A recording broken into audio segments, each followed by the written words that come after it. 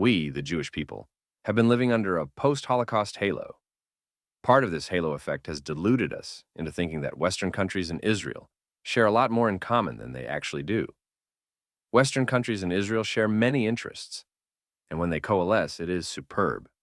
But oftentimes they do not, and this puts Jews living in the West in a difficult position, an internal conflict between supporting the Jewish homeland versus their country of residence. Since October 7th, many Jews in the West are understandably experiencing tremendous cognitive dissonance. On one hand, they are deeply connected to Israel, concerned about their fellow Jews, and fearing for the safety of Israel. On the other hand, they want to feel part of the Western countries they live in, so they both sides this war, faking empathy for those among Israel's self-declared enemies, in order not to be perceived as too Jewish within non-Jewish environments. As such, Western societies are forcing many Jews to question their Zionism. This is made all the more complicated by societies that hold Jews in their country accountable for Israel's actions, which says a lot more about these societies than it does about Israel or Jews. Jews in these societies should recognize a familiar pattern of blaming Jews for things that have nothing to do with them, and that anti-Semitism merely formed into the more socially acceptable anti-Zionism. Some people might argue that had Israel not been successfully established 76 years ago in the volatile anti-Semitic Middle East, the Jews would be without this ceaseless problem. Perhaps Zionists were asking for too much when they decided to achieve statehood in the Jews' indigenous homeland. This is wishful thinking. The creation of Israel provided not only a refuge for Jews fleeing persecution in Europe, the Middle East, and North Africa, but also a vital symbol of Jewish resilience, autonomy, and identity. Without Israel, Jews across the world would have faced ongoing displacement and vulnerability. The existence of a Jewish state has also allowed Jews to assert a significant degree of political and cultural agency that would otherwise be diminished. Throughout much of history, Jews have been minorities in other nations, often at the mercy of changing political winds and scapegoating during times of turmoil. Israel, as a sovereign state, serves as a bulwark against these historical patterns. It offers the Jewish people a platform to participate in global discourse, advocate for Jewish rights, and defend Jews in ways that were not possible before. Quite literally, the Mossad, Israel's foreign intelligence agency, has departments dedicated to looking after Jews and Jewish targets across the world. The volume of global terrorist attacks planned against Jews and Israelis in foreign countries since October 7th and prevented by the Mossad has at least doubled that of the preceding year, reaching more than 50 such attempted attacks worldwide. Just prior to October 7th, Mossad Director David Barnea revealed that the Mossad had thwarted 27 global terrorist incidents in foreign countries, which Iran had planned against Jews and Israelis. This is why, without Israel, Jews would largely be defenseless at worst, and still subject to the goodwill of other nations at best. Mind you, many nations that have not always been reliable in protecting Jews and Jewish communities.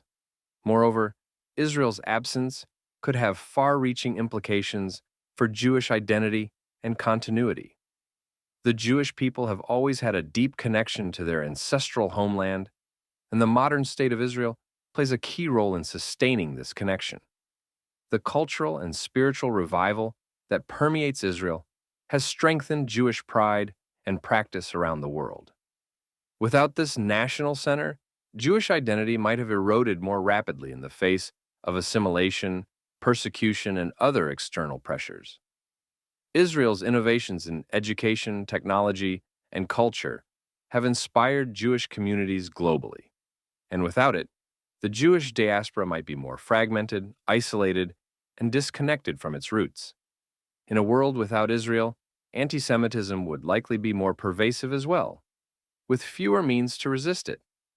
The security Israel provides for Jews under threat is crucial, as seen in the evacuations of Ethiopian Jewry or the refuge it offered to Jews from the Soviet Union. In a reality where Jews have no state of their own, responses to persecution would be slower, weaker, and more vulnerable to the whims of international politics. The very existence of Israel has shifted the trajectory of Jewish history, ensuring that Jews have a place of safety, agency, and dignity in a world that has so often denied us these fundamental rights. At the same time, Israel's presence does not require that all Jews live here. Its meaningful existence enables Jews and Jewish communities to flourish across the world by keeping their host countries honest about ensuring their rights, for fear of suffering brain drain. And yet, Jews have a unique identity. We always have. It is literally baked into our social, cultural, and spiritual DNA. We get along perfectly well with non-Jews and are typically unimposing, but we are ultimately unlike the rest of the world, no matter how much we try to assimilate. Israel provides Jews with a place to live their best Jewish lives for those who so choose, and it makes being a Jew safer across the world. But there is an uncomfortable caveat that some Jews do not want to acknowledge, and this is one of the controversial elements. Every country not named Israel is a Jewish guest house that becomes more or less welcoming based on outside factors, e.g., economic volatility, social unrest, political revolutions, natural disasters, which are completely unrelated to Jews and Israel. Accordingly, Jews across the world must realize that the politics in their countries are pretty insignificant. During this much-hyped U.S. election, for example, as well as in many other countries, Jews are being forced to play the identity politics game of right versus left, liberal versus conservative, which only hurts the Jewish people. There is no political party, such as but not limited to the Democrats and Republicans, that truly has the Jews' best interests at heart. Whenever politicians court the Jews in their country, they are doing so out of pure political favorability and nothing more. It is populism at its finest. In many countries, there are Jewish politicians and political appointees. Heck, in Ukraine and Mexico, each president is Jewish. But this is deceiving. Jews think that because some of our people are in positions of power, they will do what is best for Jews and even Israel. Not so. A Jewish politician or political appointee is chiefly responsible for serving their jurisdiction. Hence why, for example, the Jewish U.S. Secretary of State, Antony Blinken, has not exactly been Israel's best friend since October 7th. Indeed, his job is to look after the Americans' interests, not those of Israel. And when American and Israeli interests inevitably diverge, he and anyone else in that role must pursue what is best for America. No holds barred. Yet many Jews in the diaspora feel indebted to certain political parties and politicians. These Jews are enamored by and convinced that their fate is tied to them. A plentiful sample size of Jewish history screams that this is a profound mistake. Political parties and politicians do not care about anyone but themselves. They will do whatever it takes to achieve and remain in power, including walking all over those who have previously shown great loyalty to them. With an influx of Muslims into Western countries, they are gaining more money, more people, and thus more socio-political sway. This is not a conspiracy theory. This is a demographic fact, and it is precisely how the democratic world is meant to work. As I said earlier, Jews tend to be pretty tolerant of others, insofar as we are unlikely to attach strings to our socio-political desires that hurt other groups. But many Muslims are not the same way. They very much play a zero-sum game, stipulating all sorts of anti-Israel and anti-Jewish demands from the politician and political parties they support. There are a few reasons for this. First, Islam is not just a religion. It is a political system which explicitly sees infidels as socio-politically inferior. Second, a successful, welcomed, Jewish state, even if in the Jews' indigenous homeland, indicates that the Islamic world is regressing, meaning that Muslims have withdrawn from land they once colonized, which is not how the Islamic story is supposed to go. Islam must be expanding, not contracting. A sovereign Jewish state on land that once belonged to the Islamic Caliphate is an admission of defeat, a terrible debacle. As such, Islamist anti-Zionism does not include anti-colonialism, Palestinian nationalism, dubious claims of Israeli apartheid, or classifying Jews as part of the so-called white oppressor class. Islamist anti-Zionism is rooted in a 1,300-year-old Islamic narrative that is delegitimized if Israel is not.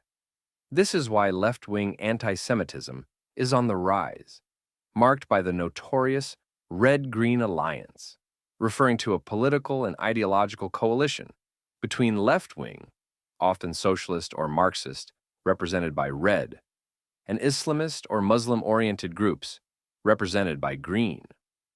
This alliance was born out of both groups' shared opposition to Western imperialism, capitalism, which they allege is controlled by the Jews, and Zionism, which they claim is a more recent iteration of Western imperialism. Left-wing groups may frame their opposition as part of a broader anti-imperialist or anti-colonial struggle, while Islamist groups frequently oppose Israel on ethno-religious grounds. This convergence is especially evident in so-called pro-Palestinian activism, where leftist organizations and Islamist groups collaborate in calling for the destruction of Israel by expressing solidarity for the Palestinian cause and its right of return, a right afforded to no other refugee group in the world. And we already know enough about right-wing anti-Semitism, which still very much exists, even if it has been predominantly reduced to societal fringes, thanks to post-Holocaust guilt across the West. Indeed, what binds right-wingers and leftists are their shared loathing of the Jews. Hence why it is an act of self-sabotage for Jews in the diaspora to wholeheartedly align themselves with any political party or politician. I am not saying that diaspora Jewry should refrain from being politically involved and passionate. Of course they should be, but they ought not to be confused by the intoxication of identity politics. The way I see it, there is only one group that truly has the Jews' best interests in mind: the Jews. In other words, it is ultimately irrelevant that some Jews are right-wingers and others are leftists. And we, as Jews, can harp on and on about how much of a multifaceted identity each one of us has, that we are not just Jewish, but also, and perhaps more so, American or Australian, liberal or conservative, entrepreneurial or academic, and so forth. But throughout our 4,000-year history, non-Jewish societies have always made it abundantly clear: a Jew is a Jew is a Jew. Of course, Jews can hide this portion of their identities in hopes of sheltering themselves from any backlash, discrimination, prejudice, or persecution. This would not be the first, second, or third time that Jews have attempted to do so, and there is nothing wrong with that. Self-preservation matters. But I think we can all agree that self-preservation has a higher likelihood of success when the self is part of a group. And so, when push comes to shove, Jews can hide this portion of their identities all they want, but they will be doing so alone. The other option is to proudly and proactively participate in and give to the Jewish people, so that we can truly be there for each other if and when things that are out of our control take a wrong turn, e.g., economic volatility, social unrest, political revolutions, natural disasters. This is made all the more prescient by the fact that Western societies are undergoing notable changes. The United States, Canada, Europe, Australia, and even South Africa are so prominently becoming countries of ever-changing immigrants, owing their colors not only to illegal immigration that is the focus of present-day election campaigns, but also to legal immigration.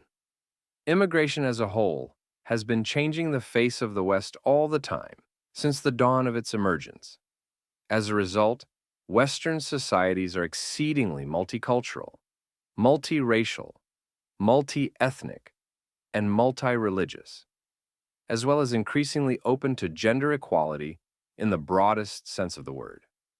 Westerners, especially the younger ones, take for granted interracial and interethnic marriages, as well as same-sex marriages.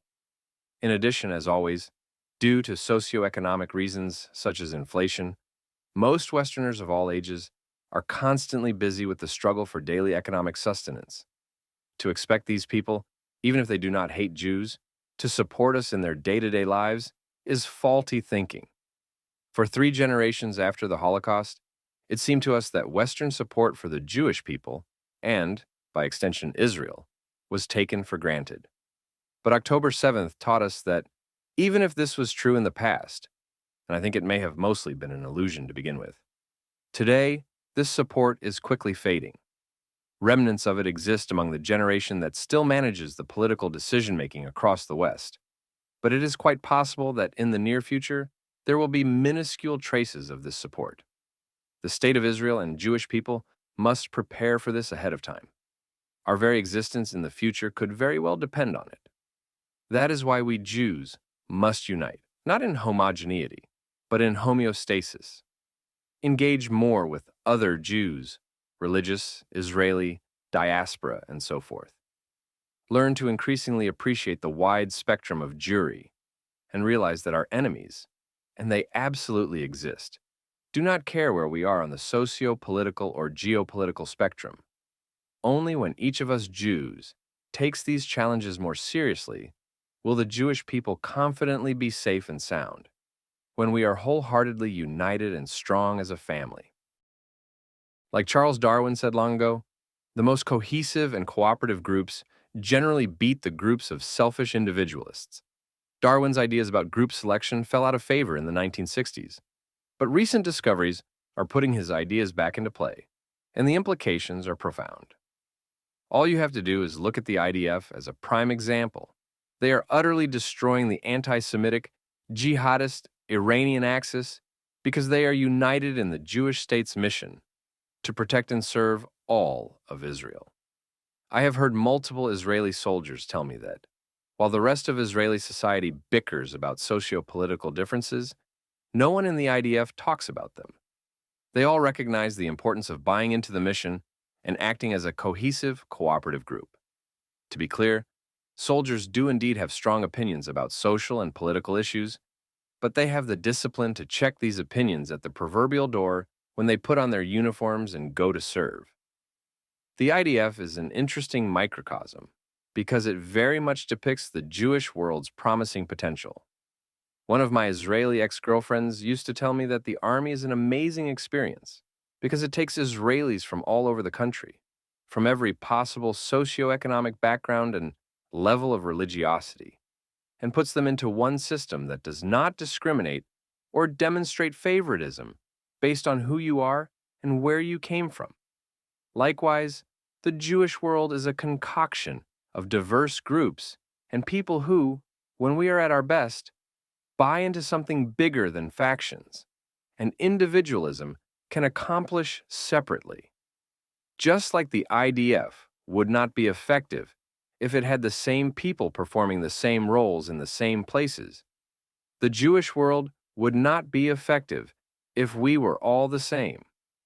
Our day-to-day differences, religious and secular, Israeli Jews and diaspora Jews, liberal and conservative, new immigrants to Israel and Sabras, born and bred Israelis, older and younger, Jewish by birth and Jewish by conversion, and so on, make the Jewish world remarkable. But it is not enough to just be different. Each of us must embrace these differences with increasing levels of tolerance and curiosity and decreasing amounts of judgment and contempt. I firmly believe that most every Jew has something which they can both teach and learn from others. Who is wise? Asked the ancient sage, Rabbi Simeon ben Zoma. He who learns from every person. But embracing differences is difficult, especially in the age of mass misinformation, identity politics, and each person's multifaceted identities. which tug in different directions at their heartstrings. Thus, this requires a test of wills, akin to the wisdom of David Ben-Gurion, Israel's founding prime minister and a first-rate strategic genius. It was January 1948, 4 months before the State of Israel declared its independence, and Palestinian Arab militias were carrying out murderous attacks aimed at thwarting the United Nations partition plan, calling for two states, one Jewish and the other Arab, in British Mandate Palestine.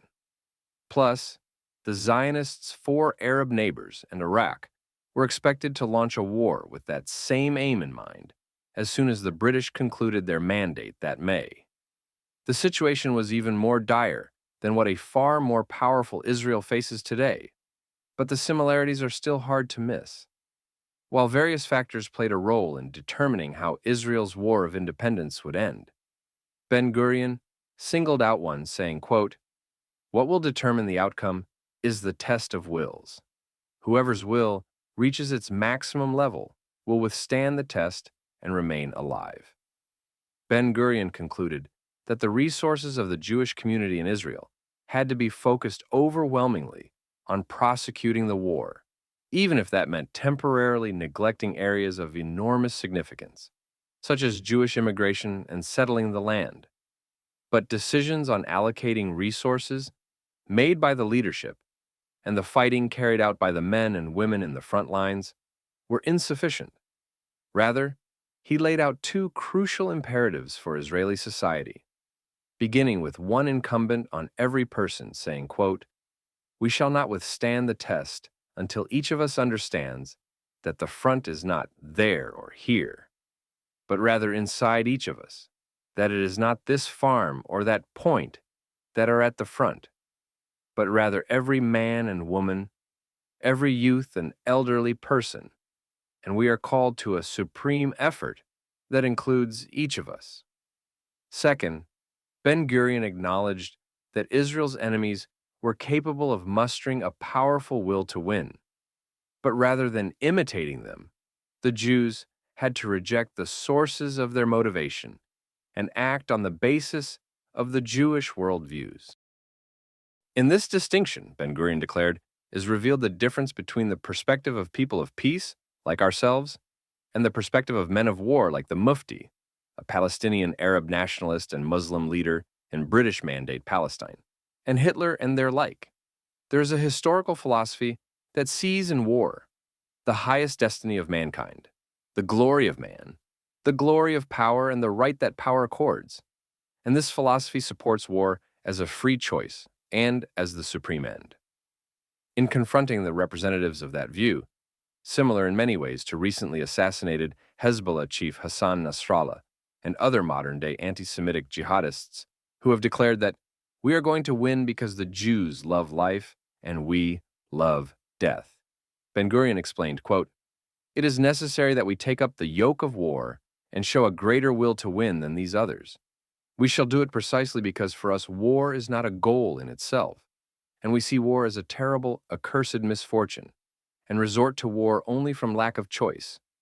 War and peace are nothing more than means to something else, and that something will give us the advantage that our enemies do not have, and that is denied to the followers of violence, a vision of life, a vision of national rebirth, of independence, equality, and peace for the Jewish nation and for all the nations of the world."